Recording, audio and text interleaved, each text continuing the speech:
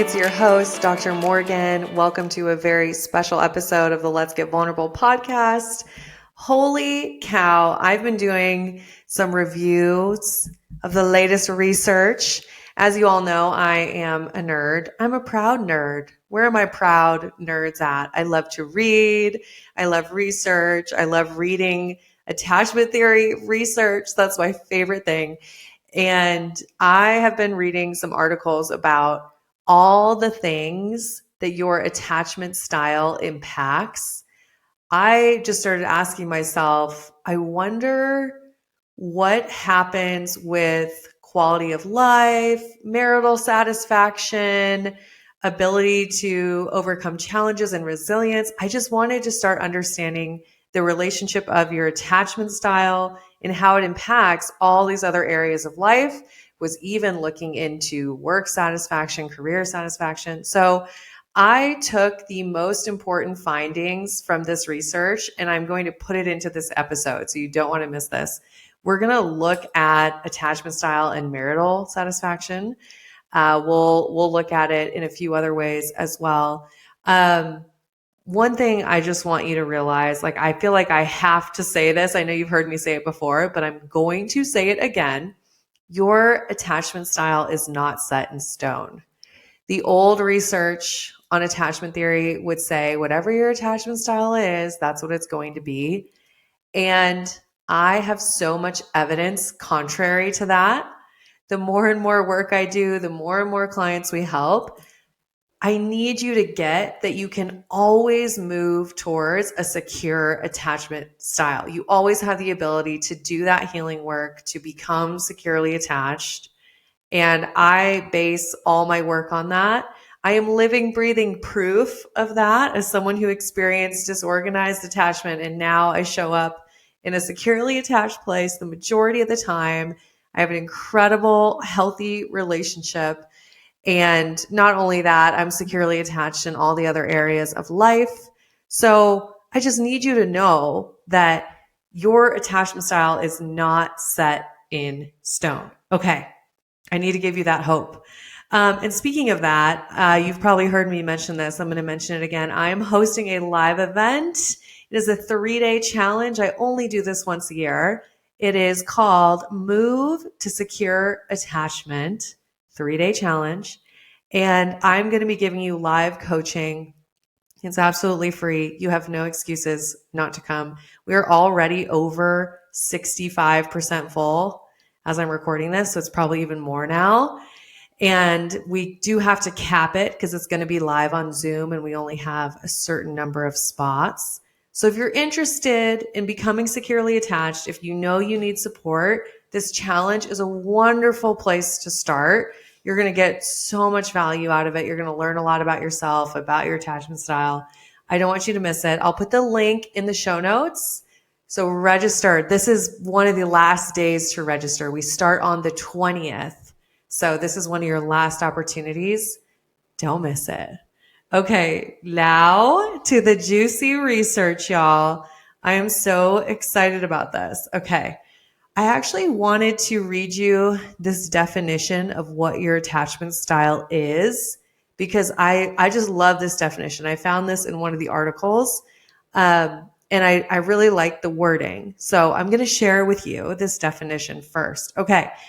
An attachment style refers to the relational behaviors that occur between individuals and their primary caregivers to get their basic needs met initially. And then to develop a schema or response set for interacting with the world and others around them.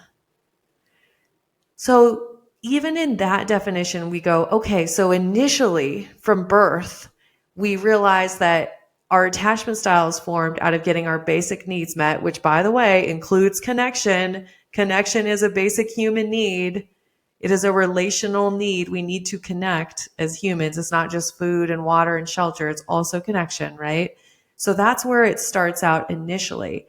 And then it develops into a schema or response set. So what does that mean? That means your ways of being in relationships. It means your go-to responses to things that occur within relationships.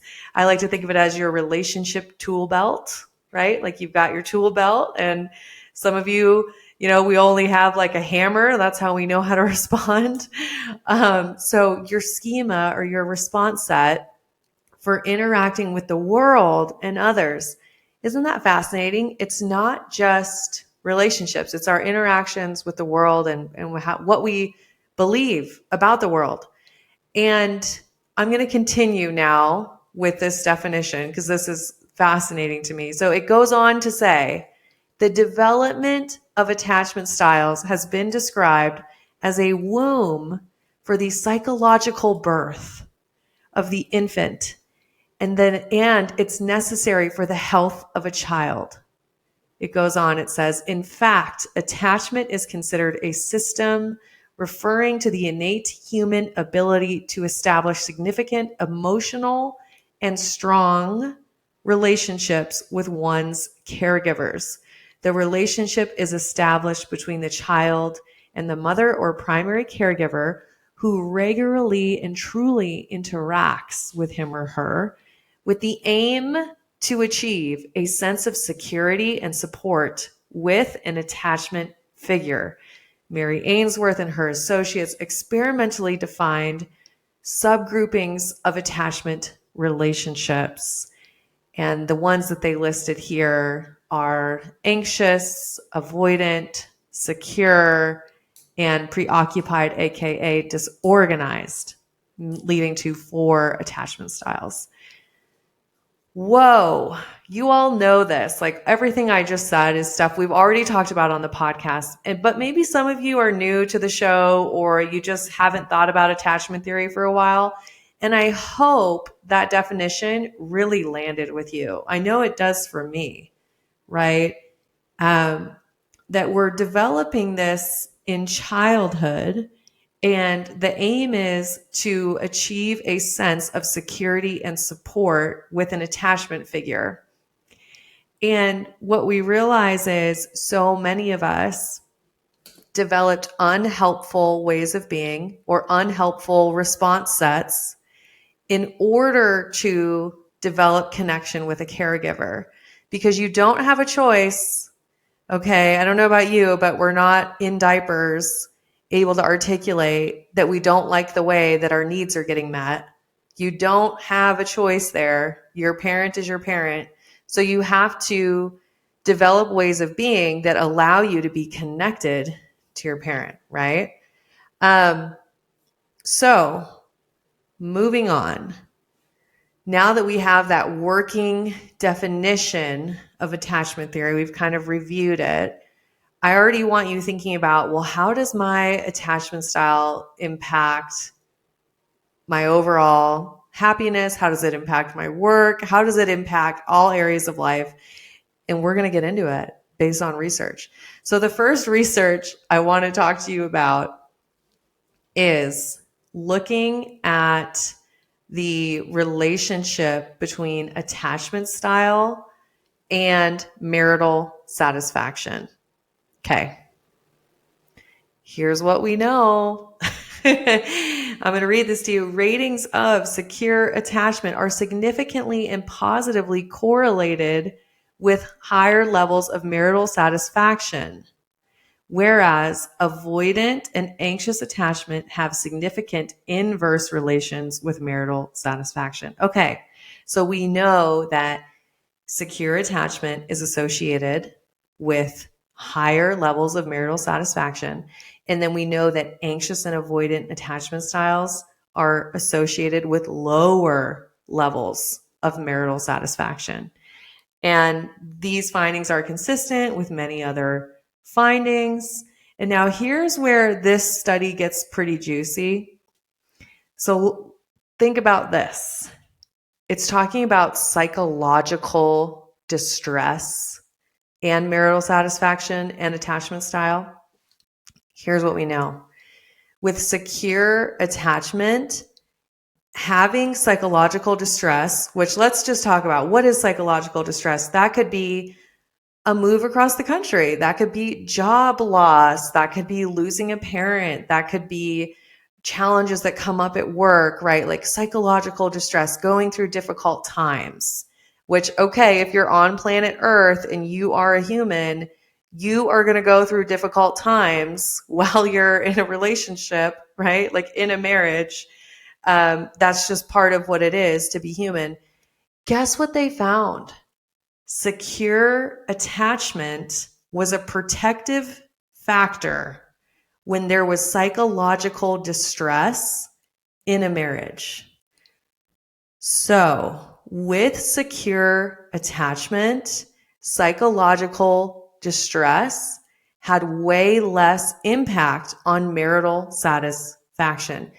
And guess what the other findings are? This is so fascinating to me. Okay, I love this. I think you already know where this is going. With anxious, avoidant, or disorganized attachment, psychological distress led to much lower levels of marital satisfaction. So there was not that protective factor of secure attachment. So what does this tell us? I mean, I don't know about you, but I think about people I know in my world who are going through divorces or separating. And a lot of times they'll say, well, they lost their job or they got really sick, or God forbid, and this one breaks my heart, God forbid people lost a child and they were married. Probably the worst, one of the worst psychological distress things that you can have. And the couples who don't have secure attachment go through psychological distress, and then a lot of them don't make it out the other side. And what happens is they'll blame the thing. They'll blame the stressor. They'll blame the finances even. They'll blame whatever. They'll blame the health issues, the job loss, whatever it is. When in reality, at the core, we know your attachment style, the attachment system of the relationship, which hopefully you've co-created a securely attached relationship, right? We know that that is actually at the root. I don't know about you guys, but to me, as I work with couples and I work with so many women who are either in marriages or they are looking to build a healthy, secure marriage, it really brings me back to the foundational piece of when you work on your attachment style, when you work on the attachment system of the couple, and you focus on how do we create secure attachment, you are focusing on the most important thing for long-term marital satisfaction and marital health. We can do all these other things because I want to talk about another research study that also backs this up. Are you ready? Okay, I'm going to further prove my point. The other research that I looked at, and this one's really interesting, was looking at attachment style and lifestyle. So lifestyle can be defined as how people live their life. Lifestyle comes down to the way that people pursue goals, the things that are important, value systems, right? Like we think about people who have an active, fit, healthy lifestyle. They prioritize going to the gym.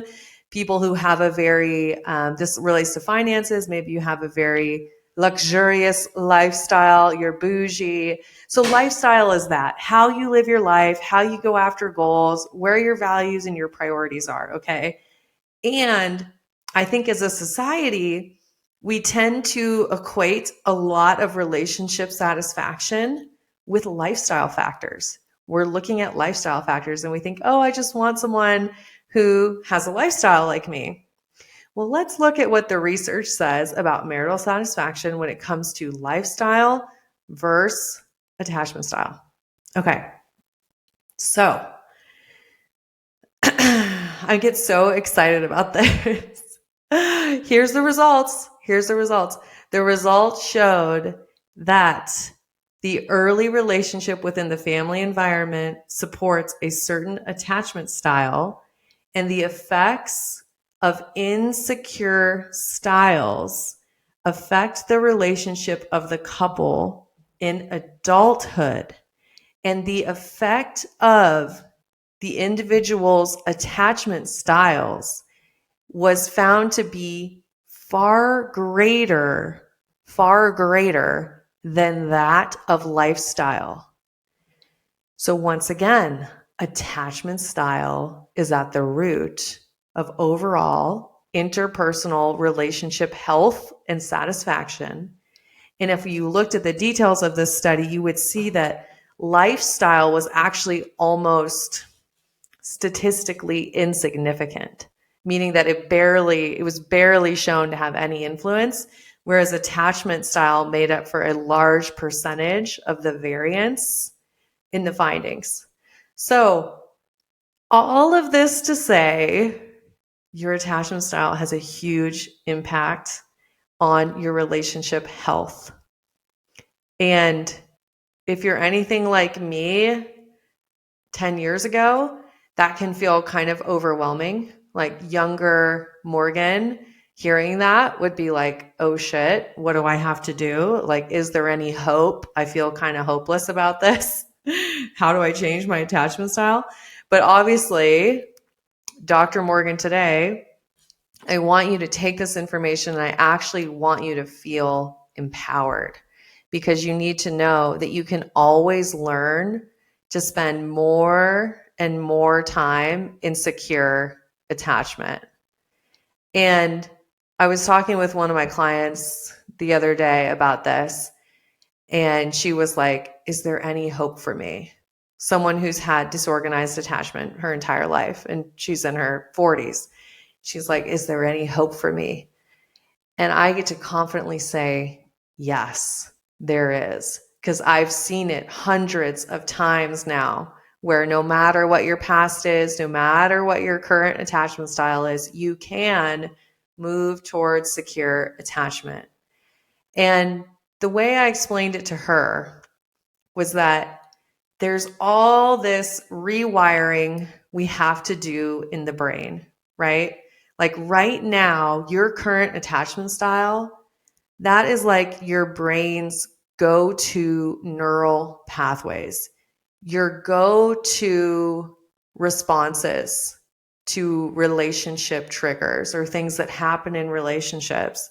Your brain has a neural pathway, ways of being that it just says, yep, that's how we respond, right? Well, what's happening, the work that we do inside of the Empowered Secure Love program, is we're building new neural pathways.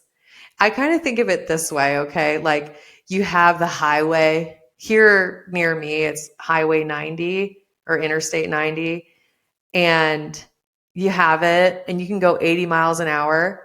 That's like the neural pathway that your brain is so accustomed to. You just hop on that highway, don't even think about it, right? When we're building new neural pathways, AKA you learning how to respond as the securely attached version of you, when we're building that, it's like you are out there digging the groundwork. This is a dirt road. It's new. We have not laid down the concrete or whatever the heck, asphalt. I'm like, what are roads made out of? Asphalt? We haven't laid it down. It is a dirt road. Maybe it's a gravel road. And right now you're having to you're learning new ways of being, of what does that pathway look like, developing that securely attached identity, and then learning to choose that road, AKA that response, instead of the automatic response, right? So instead of the reaction, the unconscious compulsion reaction, we're learning to intentionally choose the response of the securely attached self. And that's what I help people do. And that's what I learned to do. And it took a lot of time and resources and a lot of experimenting and really being kind to myself. And then that's obviously what I've developed into the program. Um, Learning how to do that does take time. You're digging that new road.